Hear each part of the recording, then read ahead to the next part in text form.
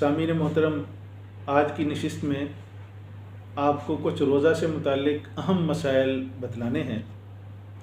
وجہ اس کی یہ ہے کہ رمضان میں یہ 5 مسائل ہم سے بہت کثرت سے پوچھے گئے ہیں، تو خیال ہے کہ جہاں ہمارے دیگر متعلقین یہ مسائل ہم سے پوچھ رہے ہیں تو ہمارے سامعین کو بھی بار بار اس کی ضرورت پیش آتی ہوگی، اس لیے یہ 5 مسائل آپ کے سامنے رکھتا ہوں۔ پہلا مسئلہ کہ قے آنے سے کیا روزہ ٹوٹ جاتا ہے، جسے کہتے ہیں الٹی، تو قے سے روزہ ٹوٹتا ہے یا نہیں، اس کو سمجھ لینا چاہیے۔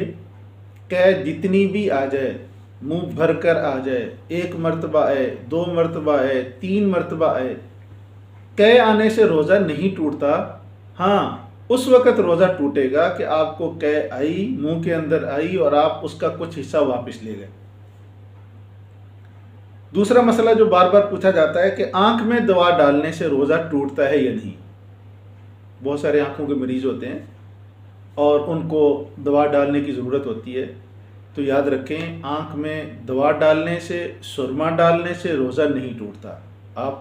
اگر آپ کی آنکھ میں تکلیف ہے، روزے کی حالت میں آپ دوا ڈال سکتے ہیں۔ اور تیسرا مسئلہ کہ کان میں دوا ڈالنے سے روزہ ٹوٹتا ہے یا نہیں۔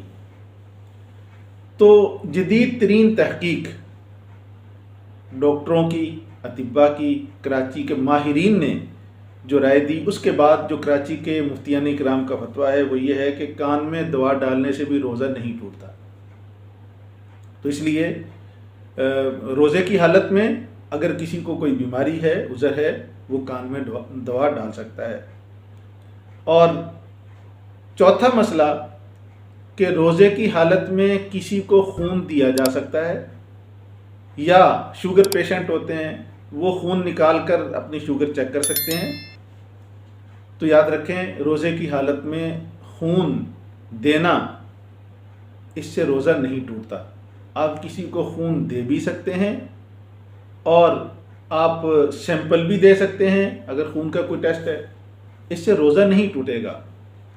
اور اسی طرح اسی سے 5واں مسئلہ نکلتا ہے کہ اگر روزے کی حالت میں کوئی اتنا سیریس بیمار ہو گیا کہ اس کو خون لگوانے کی ضرورت پیش آ رہی ہے، تو خون روزے کی حالت میں لگوایا بھی جا سکتا ہے ڈرپ کی صورت میں، اس سے بھی روزہ نہیں ٹوٹے گا۔